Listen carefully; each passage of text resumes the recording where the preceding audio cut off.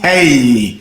Welcome to another episode of Ball at All Cost. And the hey ye is coming, and it will be louder as we get closer to Christmas. We are hit November. Can you imagine? We've literally getting into the final stretches of 2025. So make sure you enjoy.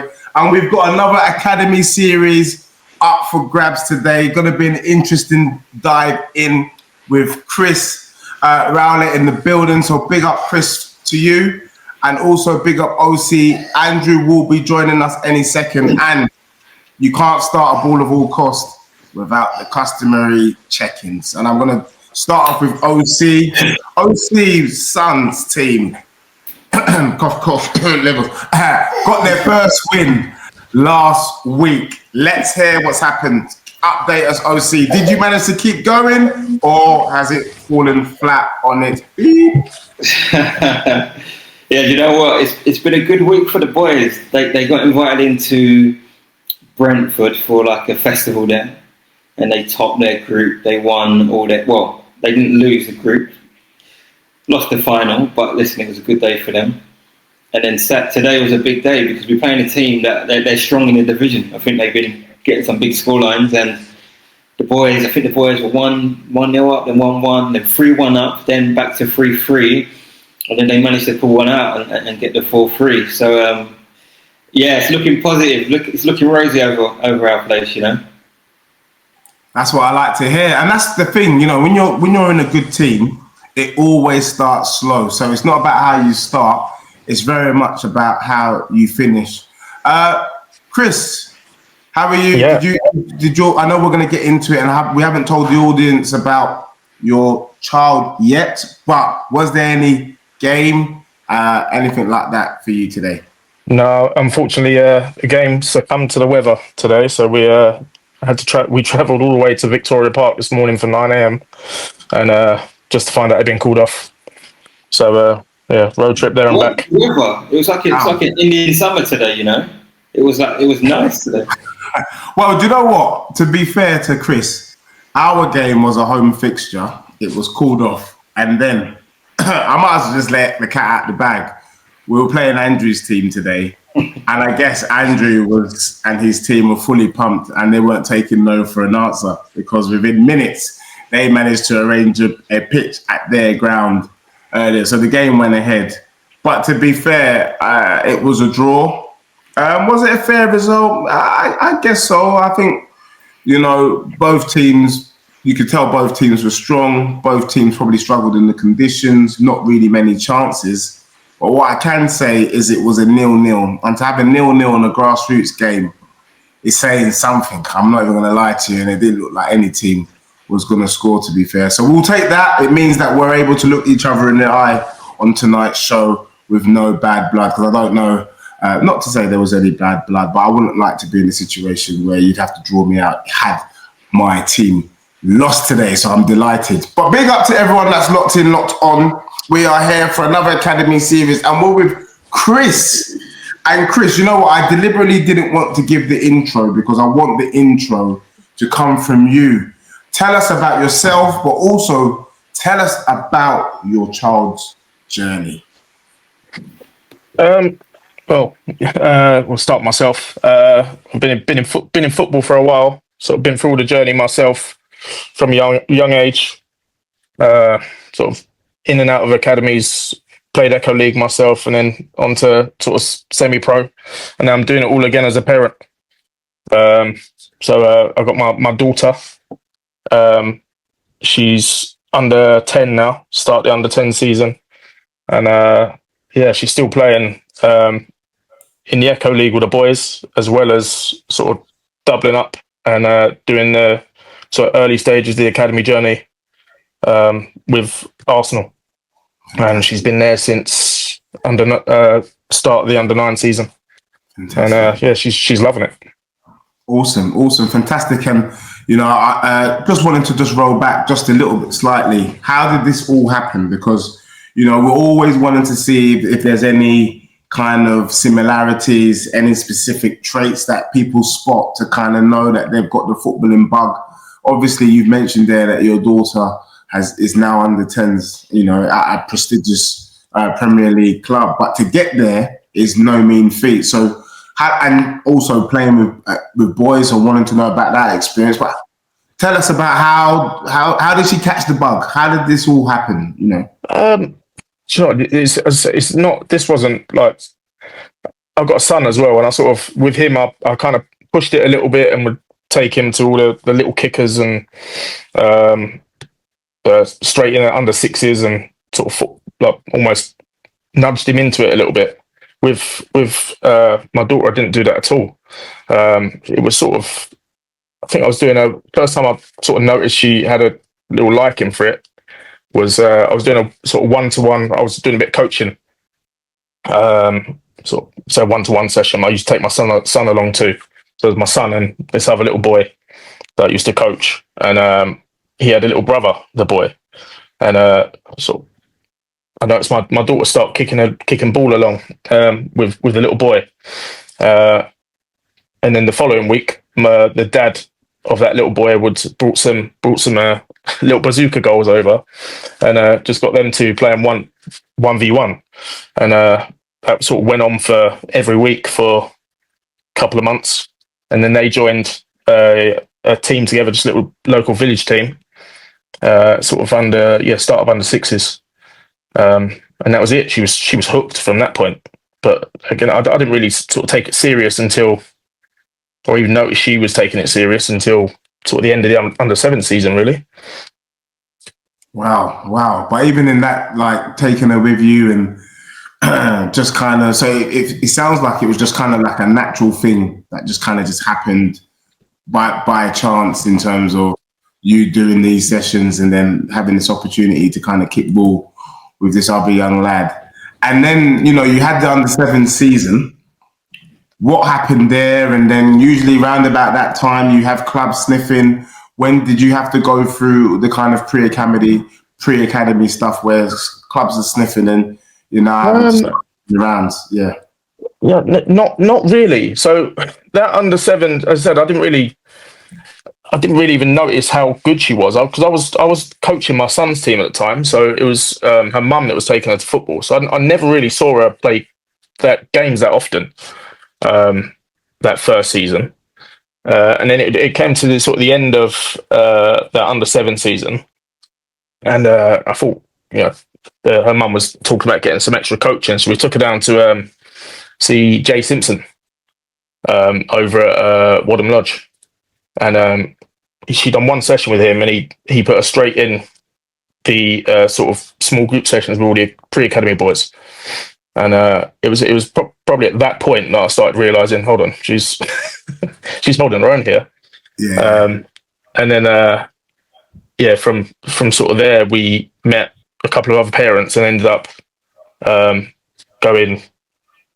moving her from her grassroots team into an Echo League team in the upper divisions.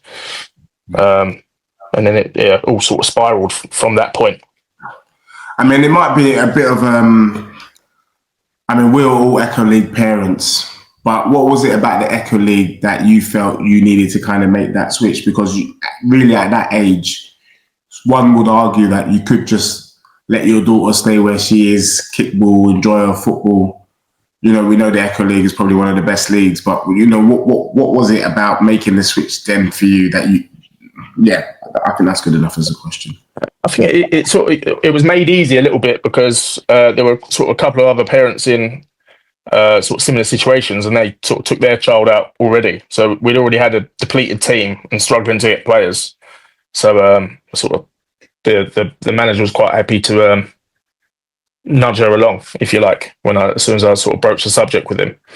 And then I think we joined Billericay with a sort of fairly local Echo League team to us, and sort of being a girl, the Echo League allowed her to play down a year, so she sort of redid her under 7 season, but in the Echo League instead of the Brentwood League, which was where we were, and it was sort of a good first test for her. Yeah, and that's sort of how it started, really. Fair play, fair play. And then my last question before handing over to kind of OC, and hopefully Andrew will be back in a sec. And so, having gone through, you've got to the Echo League now, under 8 season, under 9 season. Clubs, I'm sure you probably had a lot of clubs showing interest. Who was showing interest at the time? Who was showing you the most love? Why did you end up where you are? So we did like you get these little showcase games and things.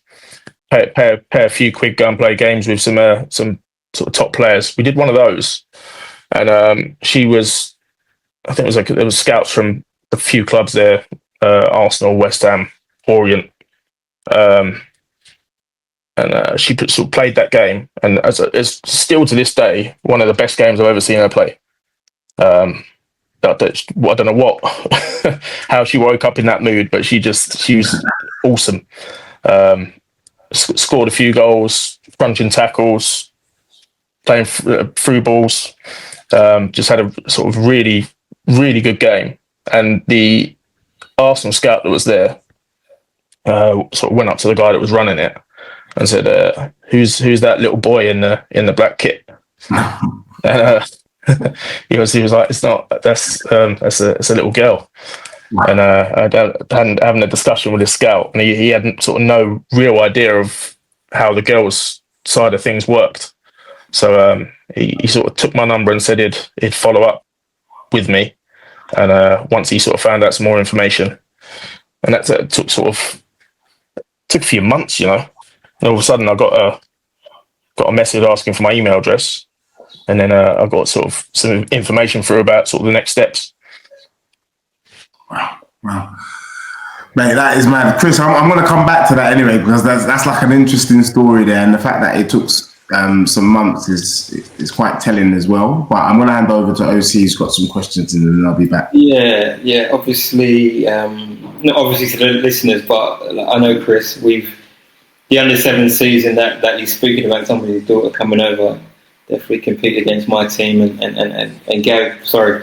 She was certainly a problem, I would say. Definitely one that the boys in my team needed to ensure that they were up to the battle, because one, she has that tenacity and that fierceness to her game, but the stuff that she can do with a ball, like if you give her time thinking, perhaps she's a girl, I might take it easy, she will move that ball past you quick and just smash it in. So yeah, just lovely watching her and seeing her journey progress from then until this stage now.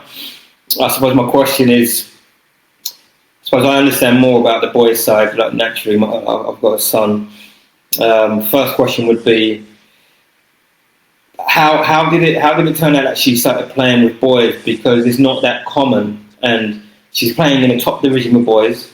There's a number of girls' teams around. What decision led you to her playing with boys rather than exploring girls' teams?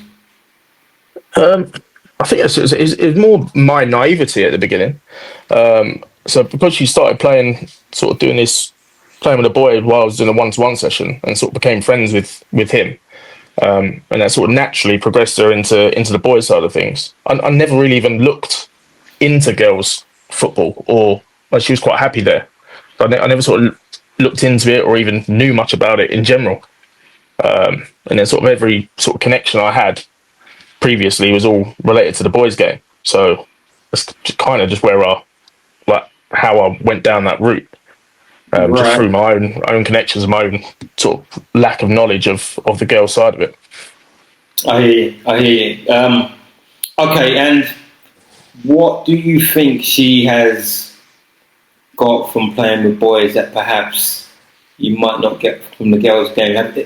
Do you think that it's benefited her playing with boys from a younger age, or perhaps playing with the girls would have been the right way to go? No, I think it's definitely benefited her playing with the boys. So the way I see it is, I like to say it's mixed football rather than boys' football, because all the girls can play it. It's the girls' football is kind of you're sort of capping it, so you're limiting the amount of sort of the talent pool that you can play with if you play girls football. Whereas boys football, you can sort of you can always kind of find a level for yourself, if that makes sense.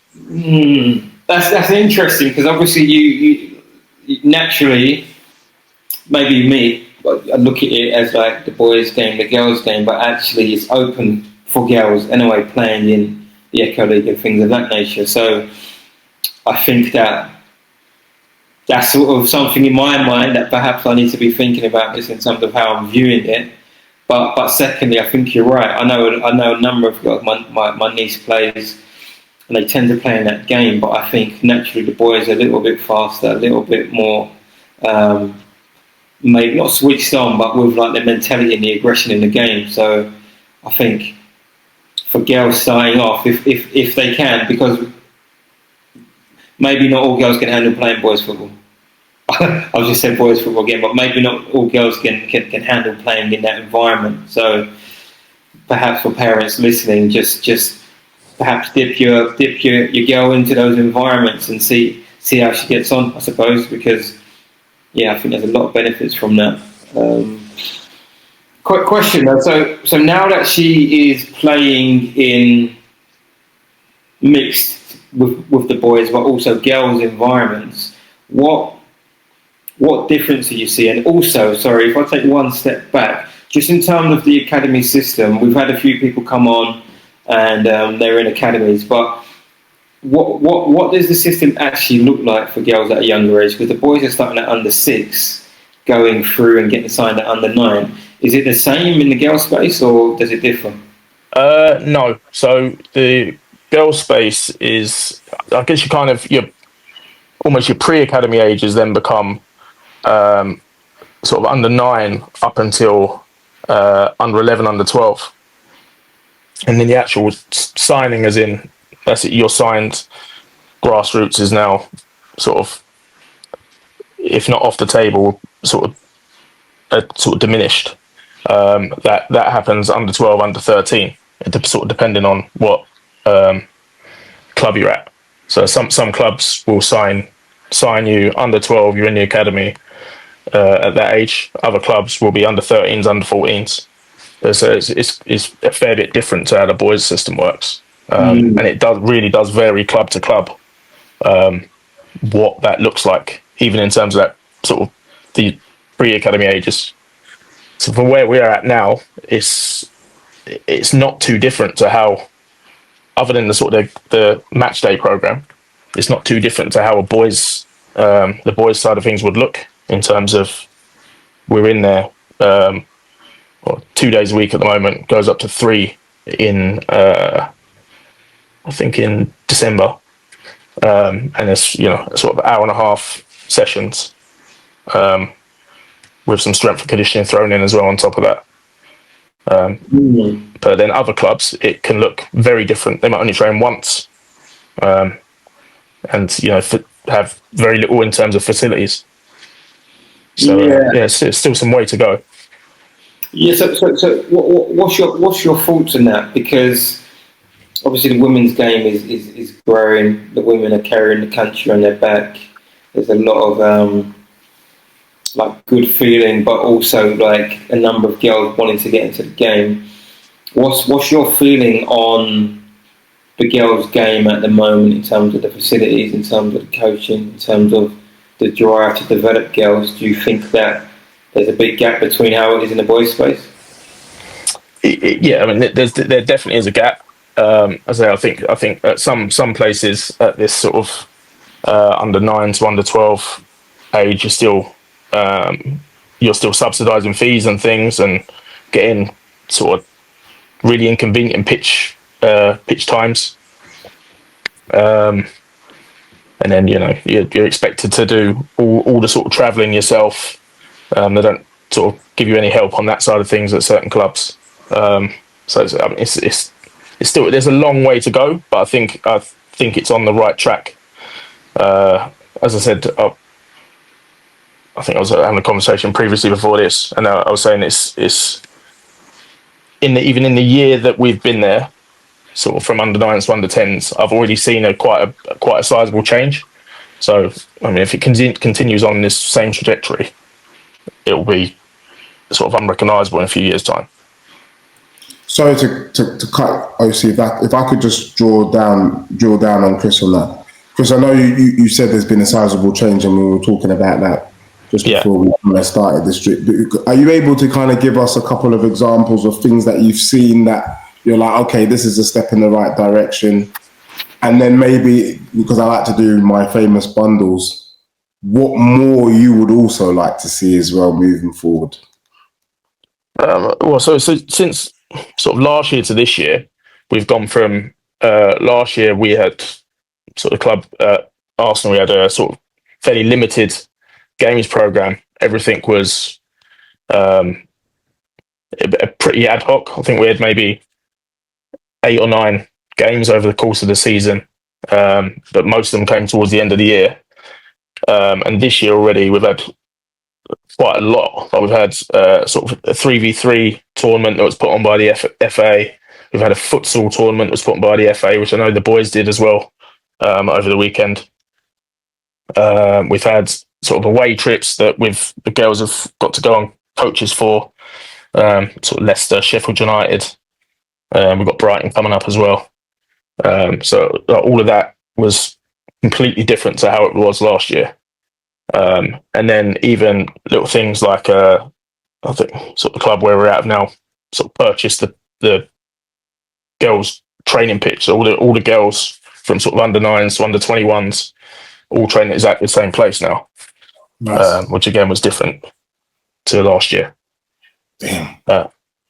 But yeah, so I guess in terms of what I would hope to improve on, I'd like eventually that I would hope that the sort of girls and the boys are sort of brought to the same sort of standard in terms of if the boys are getting signed at under 9s, can we get the girls signed in at under 9s? Can we sort of give them access to sort of similar facilities at similar ages and sort of raise that competition level from those young ages? I still find it quite mad though when I'm listening to someone 2025, and I get it, you know, there's a difference in terms of the game, and the men's game has been longer, but when I still hear about the differences, and I'm like, it's 2025, why is there so much difference? Why isn't it just the same? Like, it can't be that difficult. But at the same time, I understand that there's not that many teams with the amount of facilities to kind of facilitate that. It's almost a little bit like the kind of electric car pumps. You want to get an electric car, but the truth is there's not that many charging points available. And it almost feels like that with girls football. You know, I can think of maybe 5 or 6 teams that could probably provide what your team is providing for your daughter. Other than that, it's just not up to scratch. Would you say that that's one of the reasons? Sorry, obviously, to cut in, but I just want to drill down and then get back to you. Yeah, I mean, I think it's probably all comes down to sort of to finances, really. They're going to have to, you know, for it to grow like that, it's, you know, clubs are going to need to put some money in to get sort of more land or develop on the land that they've already got. And that's going to take time, and sort of something that probably is going to end up happening organically as the sort of standards grow from the changes that we're already seeing. I think more money will end up creeping in at the top end, and then that will filter down to grassroots, I guess. But you know, I'm sure it will happen, but it's going to take time. Yeah, that's the natural cycle. I know Andrew's itching to get in. I'll just drop one in, and I'll hand over to yourself, Andrew.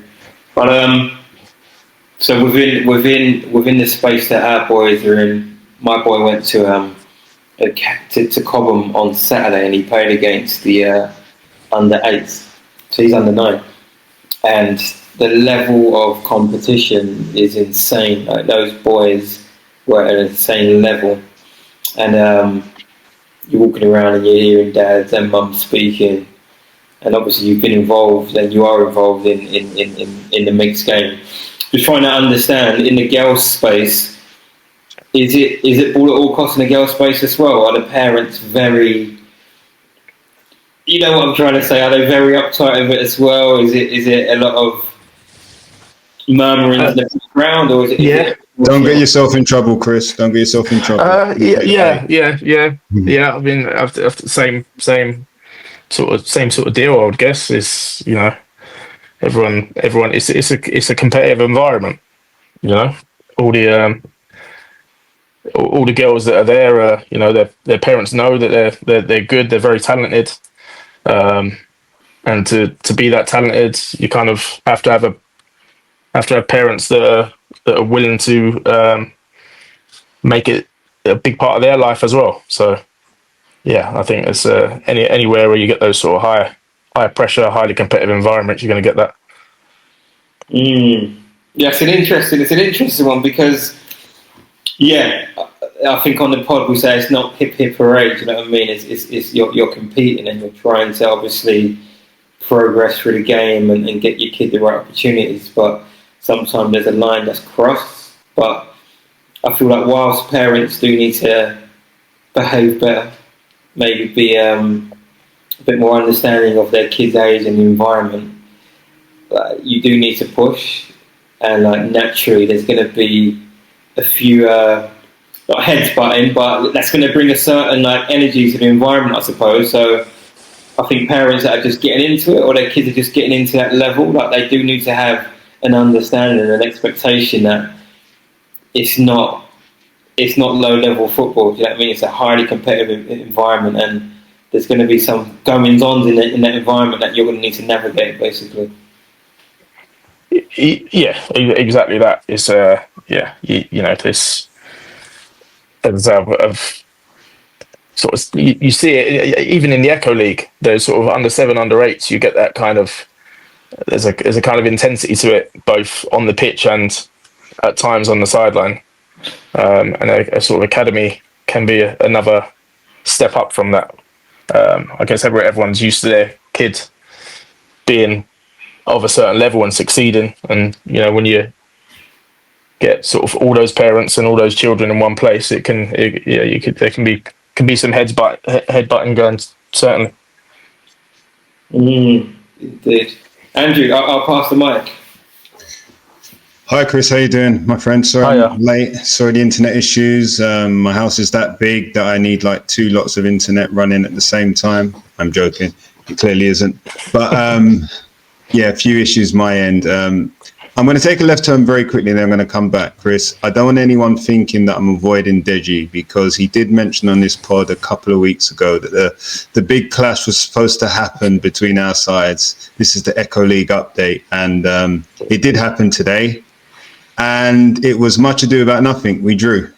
So they're still champions-elect. They're still the ones in charge. They're still the ones with a target on their back. I'm going to leave it there unless, Dej, you want to say anything to that? Yeah, it was a pleasure to go to your ground.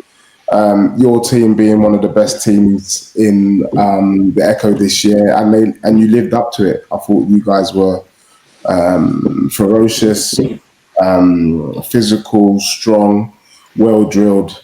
And we were delighted to come away with the point. I mean, after that game, I've tipped you guys as my favourites to win the best of the cup. So on that note, well, congratulations in advance. You love throwing it back this way, don't you, Dej? You love it. I told your managers what you've been doing, and I told them until we come to the final, until you get knocked out, you guys are the hunted. Nah. So it's still with you, I'm afraid. But it was a good game today. It was definitely a good game. That was good. Sorry we took that detour. Back to you, Chris. Thanks for coming on. If I'm not mistaken, you're a keen listener to the pod, right? You've messaged us a few times with some information and stuff and comments. So I really appreciate that, because it's me who usually picks up those messages. So thank you. And I guess what I'm saying is to all listeners, if you need to message us, feel like you want to message us, answer us any questions, please do so. Chris has done, and he's found his way onto the pod. And I think I've watched your daughter's progress vicariously through the Instagram, because I think you've got a page for her, right? Yeah, correct. Yeah, and I've seen some interesting. I think she's the one, if I'm not mistaken, that does a few drills on the tube. I've seen her. Is that Yeah, her, right? she well went well, sort of semi-viral, I would say, from one of the little sort of V turns on the sort of pole in the middle of the tube. Perfect. Yeah. No, it caught my eye. I remember that. So that's brilliant. The question I guess I wanted to start with you, I'm not going to do a bundler. I'm going to let you take the question in and then answer. Is you have a son, right? Yeah, As well. correct. So is it 2 kids, boy and girl? I've got three. I've got 2 girls. 2 girls and a boy. One of them is not interested in football at all. Okay, Very anti it. Okay, so your son is. And is there a big age group between your son and your daughter? Yeah, my son's under 16, so he's in year 11 at school. Okay. And obviously, yeah, my daughter's under 10. And how did his football journey go? Is it still going? Yeah, he's still going. He started playing under 6, under 7. Left it for a little bit at under 8 and under 9. I think he didn't play, and then went back to it under sort of 10. And he's sort of got himself to. He plays in a reasonably good grassroots level now. Yeah. Yeah, he's enjoying it. He's sort of. I think his sister has sort of piqued his interest up again, which is nice. Pushing each other. Okay, brilliant. And do you coach as well? Did I pick up? Not anymore. Okay. I've coached both of them, but now this is my sort of first year, or maybe for 7 or 8 years now. First year out of that hot seat. Are you doing the OC, and how does that feel for you? So much better. I needed the break. I needed the break. I bet it does. Yeah, it's a very different feeling being on the sidelines. I sort of speak to OC about this before. You hear a lot of things that you wouldn't have heard on the other side. Can get a bit frustrating at times, but learn to sort of keep myself out of it. Definitely so. That's what I'm like on a Saturday at JPL. So apologies to anyone who caught my wrath on Saturday. Deji knows what I'm talking about, but we keep it moving. So Chris, your son, 16 now, it sounds like what I was picking up on, it sounds like you have a very level kind of headedness towards your daughter's journey thus far. And I could tell that you had some experience before, hence my question about your son. Now, your son's journey was slightly different to potentially your daughter's journey. You said that it's piqued his interest, which is brilliant. I know he's a lot older than your daughter. How supportive is he? Is there been any jealousy? Are you doing anything different between what you did for his journey to your daughter's journey? Or is that just part of the cause because she's in an academy? How's that dynamic? Yeah, I mean, it can be difficult at times. There's definitely jealousy on occasions. Mm-hmm. Obviously, he's a massive Arsenal fan himself. Yeah. So having his sister sort of playing for the club that he loves, it can be a little bit testing for him. And also, she doesn't make it easy for him either. She'll push him and nudge him, and okay. give him banter. Very a fair competitive. Bit. Yeah, she needs to be. Exactly. But yeah, so what have I done differently? I was definitely tougher on him at the start. And as I said, I think I learned from my mistakes a little bit there. I would sort of force him out in the garden to do some bits and pieces. Sometimes when he didn't want to.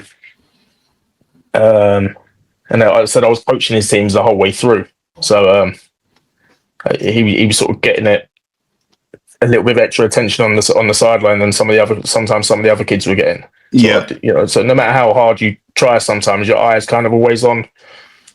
You've got an extra eye on your kid, if that makes sense. Yeah. He feels it. Yeah, exactly. And you'll notice those little mistakes they make can be amplified. If they sort of don't track back once, you really notice it with your kid. Maybe not so much with someone else's kid. Yeah. And when you do notice it, you might be a little bit harder on them. So yeah, I've been through learned through those mistakes, sort of had those arguments. And then when it came to my daughter, although she was kind of a different character anyway, sort of I avoided those same situations. And did you say your daughter's a different character? So having a boy child and a girl child who play, is it the experience or is it the sex that made you do it? Is she a daddy's girl? Is it a different kind of tough love, or is it just her personality?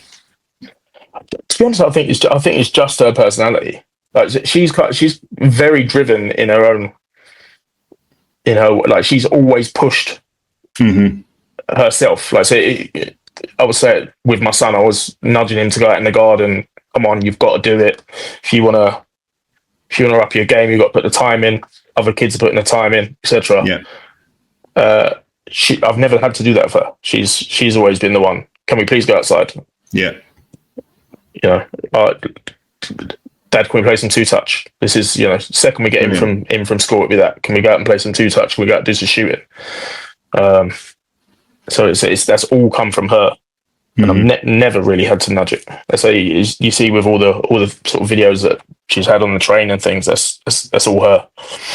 That's brilliant, and I think this is one of the things we've touched on in the past, and one of the things I'll mention again. I think this is classic academy student behavior. So the ones that are really ready, they are self-driven and they don't need much encouragement, and they're taking their parents and driving their parents to come out in a garden to help them. And I think it's very important that parents recognize this behavior, because if you're pushing your child too hard, then A, it's going to damage the relationship, but B, it's probably a sign that they're not quite ready to go in. So I think you've seen that, Chris, in terms of your son, and now your daughter, like you said, she's driven. So I think that's brilliant for her. I guess one more question on the family dynamics. I'm just curious before I move it on. You said you have another daughter. Is she middle or is she young? She's the middle. Yeah, she's the middle one. Middle. Oh, so she's got MCS, has she? Yeah, she definitely has. Yeah. So I'm just envisaging, and please tell us, your youngest daughter, she's the golden child. She's playing for the club that you all love. And you're having to spend a lot of time with her, taking her places, etc. How does the middle daughter feel about that? How's that dynamic? Again, it can be difficult at times, especially she sort of had that attention before. So she's very talented gymnast. Right. So she's gone from having all of our attention, and right. Gymnastics is a very intense sport in terms of the hours you have to put in, maybe even a little bit more so than football, to be honest. So she's sort of had all that attention, and then it sort of probably feels to her almost overnight gone, and it's one of us had to take my youngest all over the place for her football. 6 days a week at sometimes. Okay, yeah, not easy. So let's focus on that 6 days a week. We often talk about how much is too much. What extras are you doing with her? What extras do you think is necessary? They may not always be the same. And how is she coping? I know she's under 9. Did I hear? Under 10. Under 10. Yeah. How is she? How much are you doing, and what do you think is actually necessary? But she plays with the boys as well, Echo League and JPL. So she has two match days on a weekend, and then she has Arsenal training a couple of times a week. She has training with the boys once a week, and then we do a sort of group session as well. That's 6. That's 6. So yeah, that's every week like that. And how does she find that, do you think? I think she's coping fine. I say even on that day off, she's often pushing me to go out and do something. That's why we do bits out, like sort of out in the garden, but I'm always make sure it's very low intensity stuff. I feel very sort of. I'm a sort of strength and conditioning coach myself, so I know how important the rest can be. So I sort of try and make sure at least one day is sort of complete rest or low intensity. And then, to be fair, sometimes she'll have sort of training sessions that can be on the lower end of the intensity scale as well. So I think she's coping with it okay. She's in good hands. S&C coach there. That's brilliant. So I think that's very important as well. So, Chris, you're a firm supporter of the show. You've listened to quite a few episodes. Without bigging ourselves up here, we try to get everybody on, all types of elements of the grassroots and academy, triangle, circle, whatever you call it, on. And I know we've had some episodes that you've really found interesting, and I think that have helped you or will help you going forward. Do you want to speak of on any of those? Which ones you found really interesting? Any of our shows that you found interesting in particular? I guess I'm thinking She Plays Football. I think that was one that you highlighted. Yeah, She Plays Football. I always enjoy the Academy Series ones. Obviously, you had Honor on from Finesse, which is where my daughter plays. So that was particularly interesting. Brilliant. The Proverbs one as well. You guys do good work. Thank you. And the She Plays Football one, I think that gave you some food for thought, right? For future. Yeah, obviously, as with sort of being a parent of girl athletes, I think as they get into those sort of early teenage years and different hormonal stages, this is a sort of challenge that is going to be completely foreign to me. So hearing them touch on that side of things was really helpful. Actually reached out to them as well afterwards. Nice. To see if they could send me some information, which they did, which is good. Brilliant. Well, I'm glad we could be of some help. And if and when your daughter makes it, please ensure that we can get into a box for at least one game. I'm sure some of us on here who support that club will be delighted if that could happen. I'm sure we can sort that out. Brilliant. I see OC's taken himself off mute. I will hand back over and then come back on. Hot mic to you, OC. Yeah, cheers. So Chris, just coming one day, like I must have come across your Instagram page, and I was like, this guy's shredded. This guy's absolutely ripped up. So my question is the angle about parents. Might not want to draw any parents out, but with your kids, your girl and both your girl and your son being on a journey within sport, what are your thoughts around parents modelling as well? Be it with the fitness, be it with the diet. Sometimes we speak to our kids and we're like, I want you to act in a certain way, I want you to go and train, but actually maybe we're not modelling. Do you think that has an element in terms of your kids' journey, seeing you being focused in that space, or not really? Yeah, I would say it has to. I would have thought. So it's not really something I sort of thought about too much as they were growing up, but with my interest being there, her mum as well also has similar interests. I think they're obviously seeing good habits, little things like when I'm doing a little workout at home or something, they would join in when they were younger, and then just having all the equipment around the house and things, and then your sort of interest in getting them into sport in early age in some fashion is obviously heightened if you do it yourself. So obviously 2, 3, 4 years old, you're trying to look at getting them into doing something. So with my son, it was always football from day dot, and sort of nudging towards that. With the girls, it was trying various different things: gymnastics, swimming, dance, trampolining, and then obviously with my youngest, it was straight into football. Okay. And do you think that it would benefit families? I don't want to be like putting on people's heartstrings too much, but do you think it will benefit kids' journeys if the parents were more focused on that? I'm not saying everyone's going to go be an S&C coach, but if the parents were a little bit more regimented in perhaps their health and fitness. Uh, yeah. So there's obviously levels to that. You know, you don't need to be completely invested in it, nor is it easy to do when you've got kids either. You know, so a lot of my interests and my sort of habits came well before I had kids, and you know now I've got three of them. It's I know how difficult it is to keep it up. I probably train sort of less than half as much as I used to. So, but yeah, I'll definitely say it's important to try and show your kids some positive habits in terms of the fitness side of things and nutrition. Yeah, I just wanted to touch on that because, say, for instance, with my boy, I train.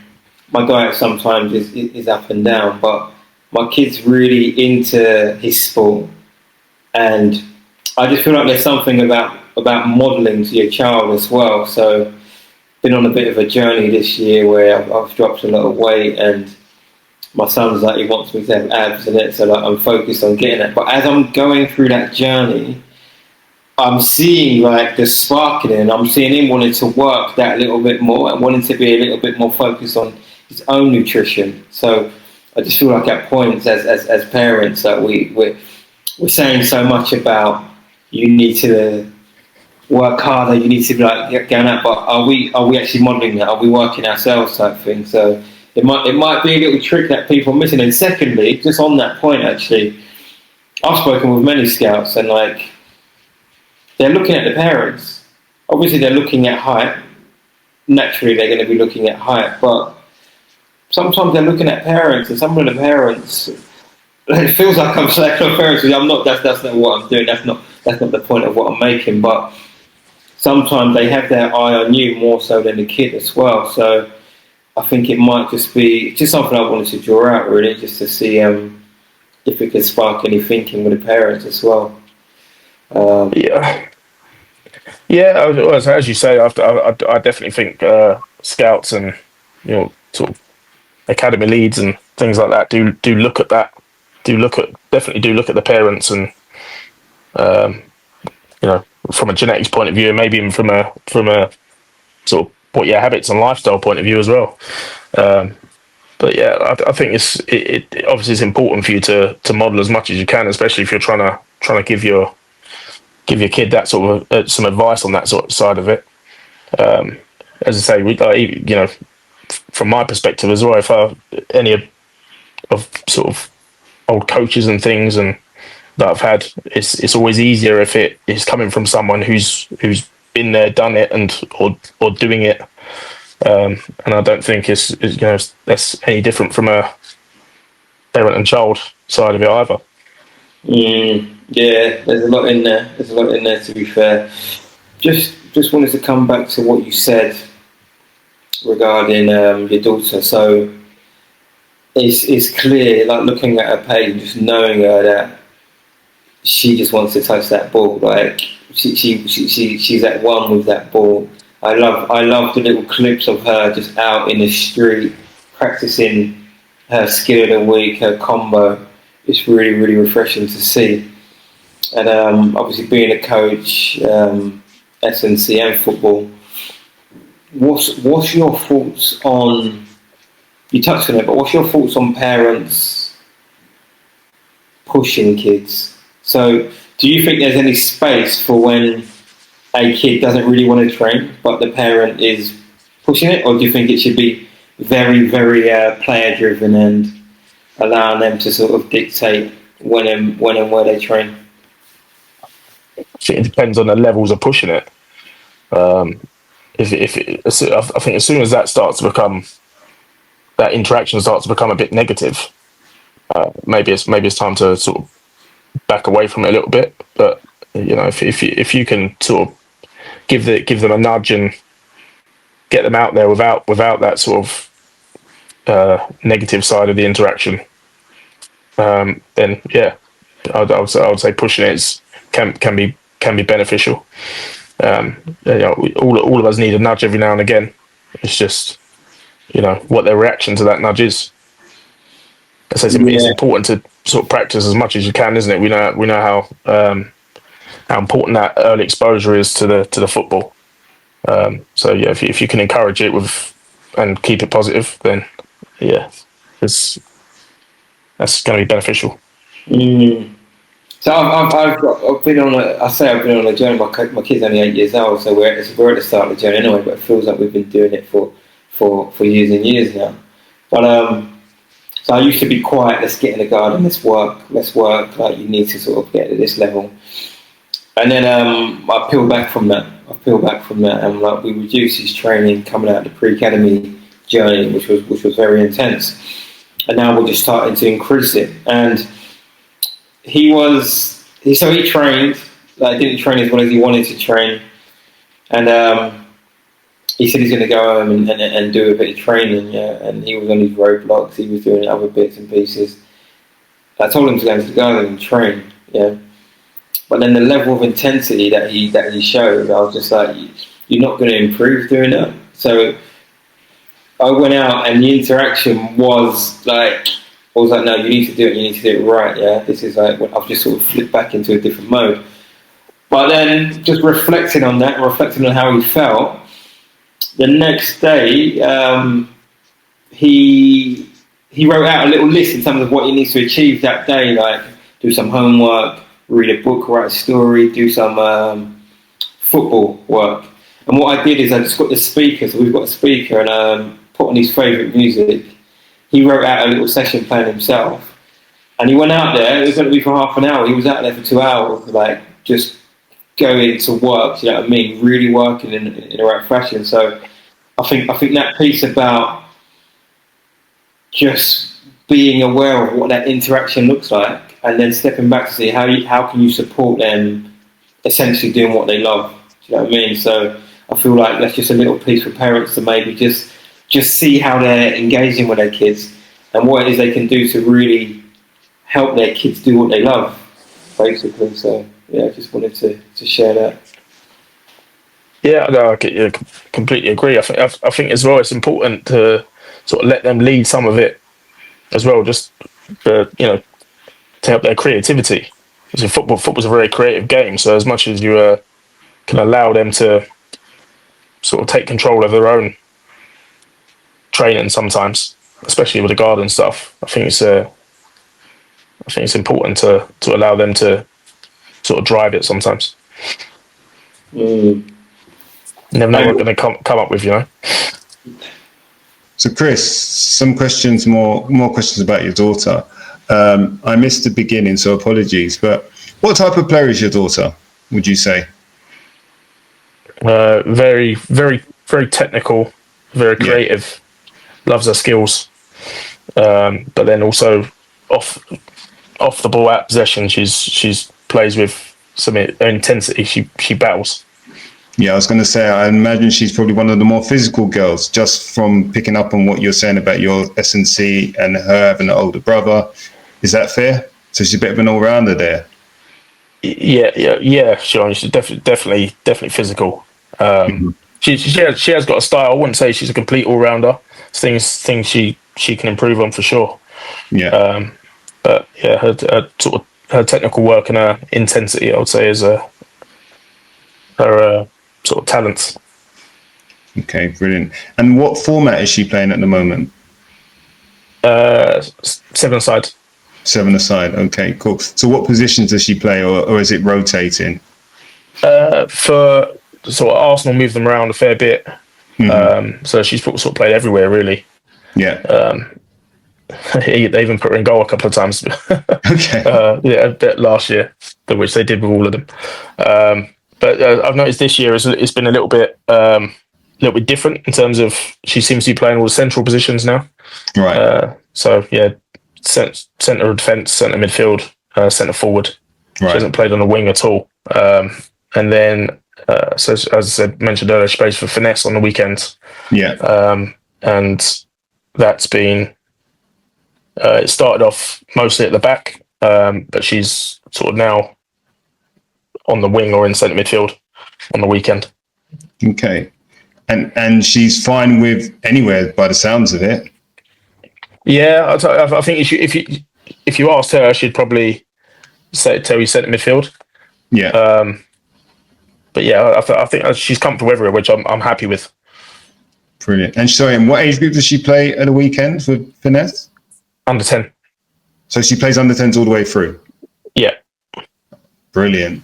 So do you think she could cope in midfield with her physicality in the boys' game?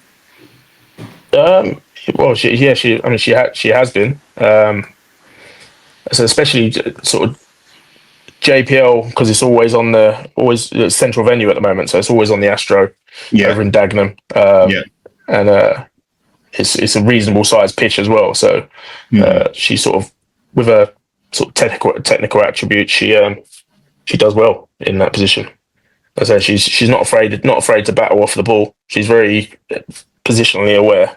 So she copes well. Brilliant. And how do you find what she gained from the JPL, the games with Finesse, and takes that back into the game at Arsenal? What are the main things? Is it the physicality? Is it the speed, intensity? Yeah, I would say she's definitely she's learned as a sort of physicality of the boys, because she played down a year for the previous 2 years. With the boys, and then this year she's gone back into her own age, and obviously there's a big jump in physicality now. So you already notice her decision making's become she's had to make those decisions a lot quicker. Because if not, those boys are on top of you, and that translating into the girls' side of thing is a lot with Arsenal is very noticeable. She's just the sort of speed of her decision making. And do you think a lot of the girls, do you know or think a lot of her teammates, are they also playing boys with boys at the weekend, or the majority do? The majority do. Right. And what training then do you think you are giving your daughter? This is the secret ingredients here that are going to keep her performing at this level and keep her ahead and keep her in the academy. Is there anything in the S&C side that you're doing, do you think? We do. So I do an S&C session with her at least once a week. Yeah. And then there's a sort of a group that I coach once a week as well, and she comes along to that and joins in. She gets at least twice a week. She's doing sprinting and jumping, and that's sort of that. I think for her age, that's the sort of main things you need to be working on doing consistently. Yeah, and then sort of as you get older, that can change. But those sort of foundation ages, loads of sprinting, loads of jumping. It's a coordination work. Yeah. Okay. So she's not going to be as shredded as you just yet, right? she's not far off, to be honest with you. No, with the amount of football she probably is not. Yeah, she's pretty shredded. Okay, cool. And how big are you on refueling? And is that different from what you did with your son? Yeah, I mean it's difficult because her schedule's so packed. You're sort of always eating on the move. Yeah. So it's tough. You sort of have to be, taking back lunches, and we do a lot of sort of protein shakes, protein yogurts, things like that. It's tough with the nutrition. You're either eating on the journey there, or you're getting home at sort of 8:30, 9 p.m. and trying to squeeze in a meal. Then it's not easy. I think that the main thing though is just trying to make sure she gets enough sleep, which again, with sometimes with the journeys that you do is not easy either. Okay, so she's under 10 to under 11, so in a couple of years she'll be in secondary school, and we've touched on it. I guess you're not too far away from the academy in terms of home and that journey maybe to training, but you just touched on some journeys, away days. How does she cope with that? And where's the furthest you've been?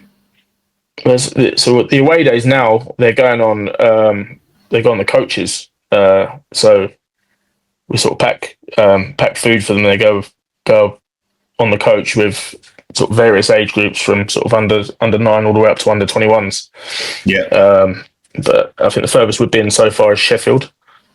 Okay. But she loves it. She really looks forward to all the coach trips. But we usually we have to get into the training ground for sort of 7 o'clock in the morning. Yeah. Yeah. They jump on the coach and we follow them up there. Wow. She's living the dream as a little professional footballer, almost. And what's the plan? The plan is professional football, WSL, Champions League. Your club, the club she's at, is very prominent in that space right now and investing a lot of money. Is that the plan? Do you see her going through? And if you do, what will it take? Well, I think that's our dream. I think it's very difficult to say if that's a plan, because it's obviously still a very, very, very competitive environment, and a lot can change. So at the moment, it's just sort of taking it one step at a time and making sure she's getting to training and she's consistent on that side of things, and doing little bits and pieces outside of home and whatever she can to keep herself moving forward, really. And then you just take it year by year and hope that you're still there next year. And hopefully WSL. But there's a long way to go and a lot of probably obstacles and challenges on the way. Yeah, definitely. I mean, from what I can see, I don't know your daughter. From what I can see and what I hear, it sounds like she's driven.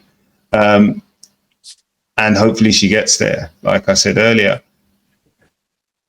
Do you think you're prepared for the worst case scenario if your daughter turns around in a year's time? I'm not wishing this for her and just says, Dad, I don't want to do this anymore. The thing is that as we all know, your life becomes revolves around it a little bit, doesn't it? It becomes a big part of your life. So prepared. Obviously, it's her journey, and at the end of the day, I just want her to be happy. Mm-hmm. So if she turned around and said she didn't want to do it, you'd have to accept it. But obviously, it's going to be a big change. That'll be a big change both for her and us as parents. Yeah. So it'd be your friendship circles and everything revolve around it. Yeah, it's a lot. It's a lot. I've not been there, right, in terms of having a daughter in sports, and certainly to this level. I know we had her for Pond on. I don't know if you caught that pod. Yeah, I did. Yeah.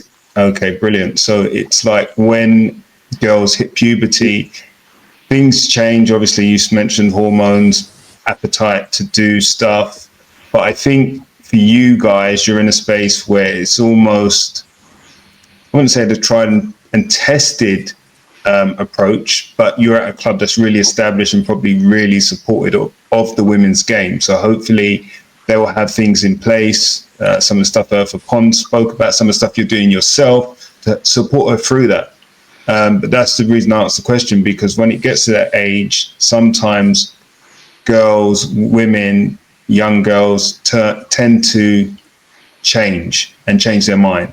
So I know you had your son's journey, you've got your daughter's journey now, and I think slightly you're really enjoying your daughter's journey as well. So I thought maybe let me ask that question and see if you're going to now be like, no, you have to do it, you have to keep on doing it, at least try another year, etc., etc.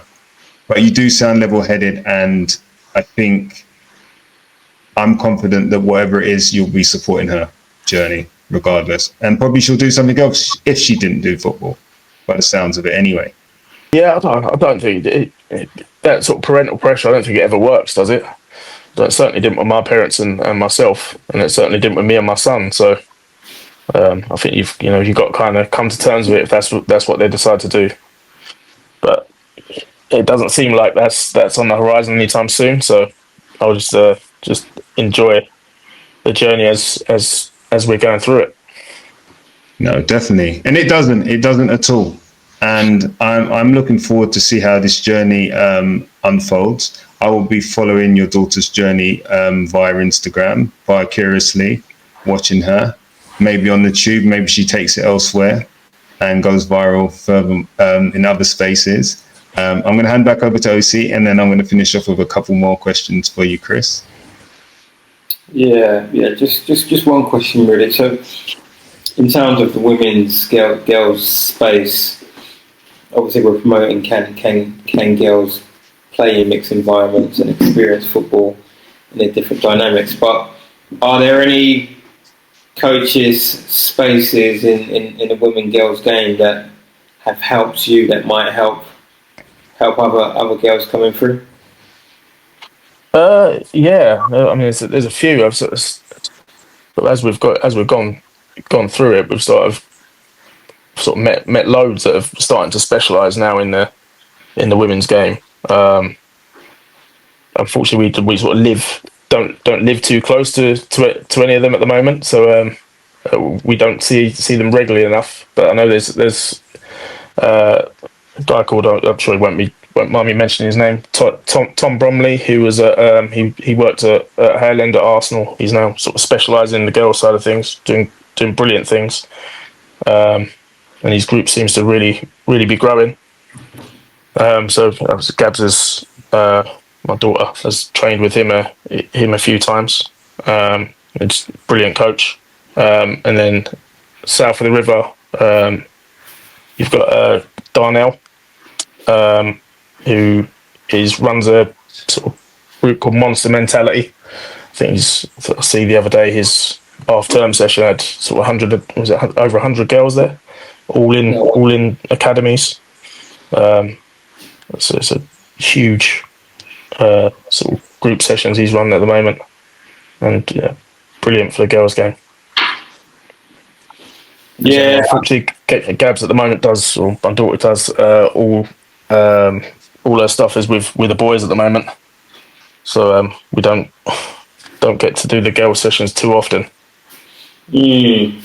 I think it's good just to highlight some of those spaces that are focusing on the girls and trying to obviously increase, I suppose not the buzz, but just increase the standards within that space. So hopefully more do appear, and they know exactly where you're based. But the idea is to have those same opportunities, facilities, and level of coaching and opportunities across various places across the country. So, yeah, shout out to the guys that you just mentioned.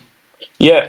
So I think it is important that girls have their sort of own spaces. But I think it's also important that girls have access to sort of, especially these sort of small group sessions with the boys as well. So you know, when you put these girls sometimes in environments with these big physical academy boys, you see some special things happen. So that's what I kind of enjoy. We do a sort of group session once a week with Prep to Prem over at Parslows Park, and it's my favourite session of the week. It's always extremely intense. So it gets up against some sort of boys from sort of sometimes the academy boys above our age, and sometimes the ones a year below.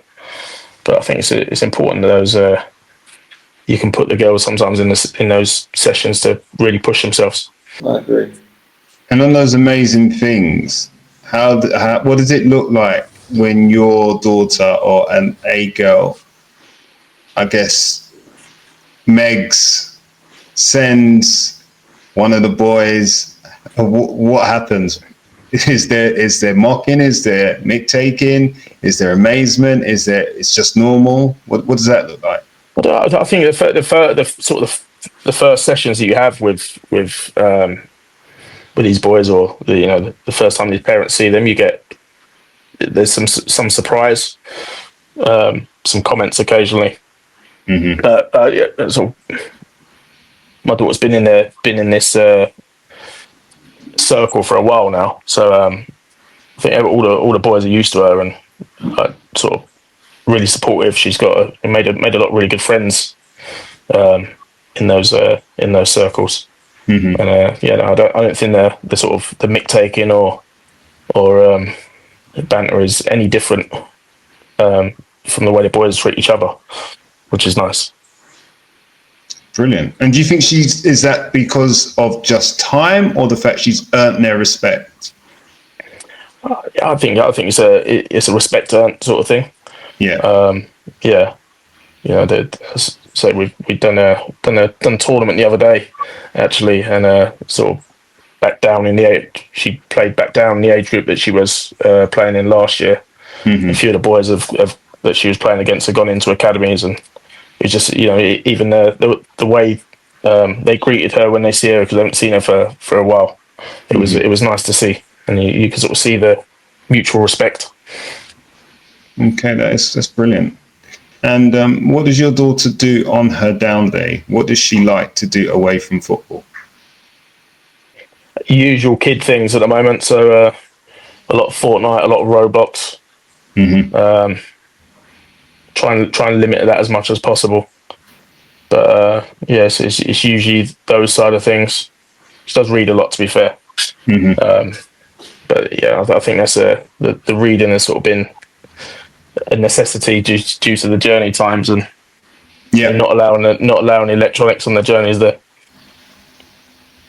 And academically, she's doing okay. She's still focused on that as well as being a footballer. Yeah. Academically, she's doing well. Her school are really supportive of it all as well. So the balance is quite nice. They do prepare things for her to do because they know that sometimes we have to leave school a little bit early. So they're quite supportive and give her things to do on the journey there, so she don't miss out. Brilliant. She's really living the dream. And I guess last question for you before I get into the kind of questions that we usually wrap up with is, who is her footballing hero?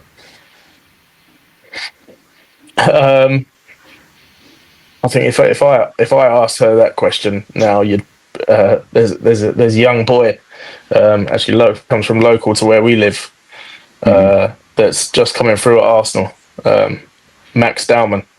I think she would tell you it's him. But yeah, before that it would have been Bukayo Saka, Katie McCabe in the girls' game, and actually she loves R9 as well. That's probably come from me. But there's the sort of the documentary that he done. Is it Phenomenon? Yeah, his documentary. Yeah, she's watched that about 5 or 6 times. Okay, so she's going to be a striker then. To get this midfield in, she's going to be a striker. Yeah, she does try and copy his step overs, to be fair. She's doing well. So you mentioned Dowman. I can see why. I think he's the next cab off the rank. He's going to be the one that all the kids love. And Saka. But then you mentioned a female player. Does she follow the female game in that way, or does she follow the men's game more? Yeah, I would say she probably is more interested in the results of the men's game. Yeah. But obviously we get tickets through the club. We got season tickets through the club to go and see the women. So we've seen a lot. She's mascotted for them as well. Yeah. And sort of the footballer I mentioned, Kate McCabe, she was the one she was sort of paired with. Yeah. And they were very, very supportive and sort of gave us some advice. Right. But yeah, so she's interested in both. She'll know every squad member of both teams. Oh, that's brilliant. Okay, Chris. So the question we ask all of our guests, which I'm sure you heard and hopefully you prepared for that. But I've got a question before I'm going to ask you that one. It's a new one that I'm trying to get kind of an understanding of where people sit on this. Are you familiar with the 4 pillars? Yeah.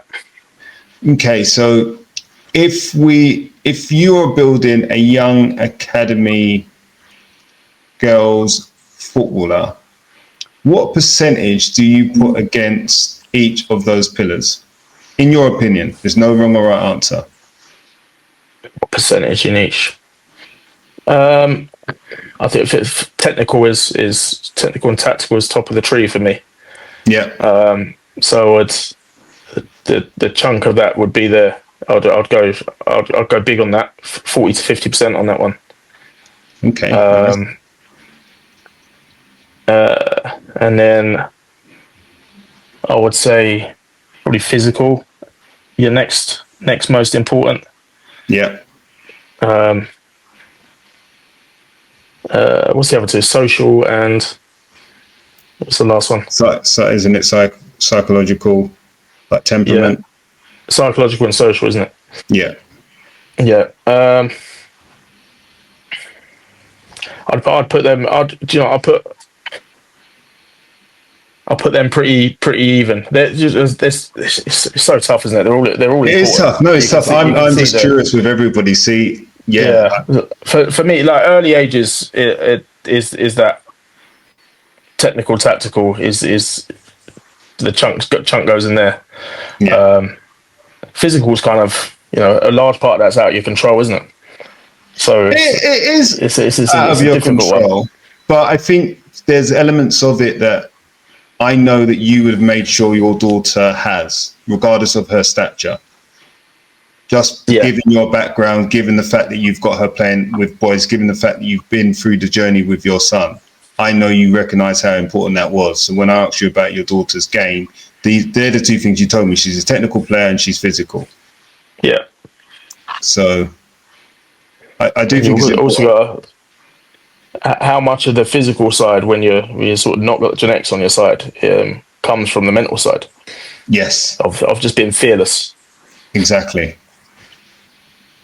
So yeah. So what are we saying? Give me the numbers. Give me the numbers so I can put it up against the others. Okay. Right. We'll go 40% on technical. Yeah. 25 on physical. 65. Yep. Yeah. I'll go 20 on mental so and 15 social. Fair enough. There's no wrong or right answer. We're just curious. Brilliant. Here's the wrong or right answer though for you, Chris. If you could recommend one person for us to interview next on our podcast, who would it be? But before you answer that question, you know the routine. You have to help us getting that person on. Do you know what? Because he had such a huge impact on my daughter's journey. I'd say Jay Simpson. Jason, we've been trying to get Jay on for a while. I'll try and help you out. He's done the whole journey, isn't he? He's done it himself. He's got his son in there. Yeah, and then he's got his company. So I think shout out to Jay Simpson. Shout out to every player who matters. Shout out to JJ Elite. Jay, we've been trying to get you on. Don't be shy. You've done it all. Your son's doing it. As Chris said, let's have a conversation about it. Brilliant. So, Chris, I'm going to leave that with you to get Jay on now. Yeah. You promised the listeners, so thank you for that. No pressure. It's been brilliant having you on, Chris, and chopping it up. And I'm looking forward to watching your daughter's journey, as I said, from afar. And we'll have you back on as she progresses, hopefully, through the stages of her journey. Brilliant. Thanks for having me. It's been a pleasure. Yeah, appreciate it, Chris. Brilliant. Well over an hour in, and it flew by. Yeah, and I think we could have gone longer. I think we could have gone longer as well. So, guys, listen, I say this every week. We've been over an hour and 20 almost. And if you're still locked in, we appreciate you. We appreciate all of you who have subscribed. Each week, the numbers are creeping up slowly, and we're happy for that, but we need more. So if you've locked on for, I would say, more than 2 episodes, don't you think you owe us a subscription? Don't you think you should hit that notification? I think you should, and smash that like and leave a comment. If you've liked some of the stuff Chris has said today, please leave a comment. If you don't like some of the stuff Chris has said, please leave a comment. Again, a lot of this is opinion based. And I think Chris has shared some good knowledge and some good insight about his daughter's journey and his son's journey as well. So, guys, if you're listening on the audio feed, please leave a like and a pleasant review. We've been Ball at All Costs. He has been Chris, Rowlett, and we are out. Thank you.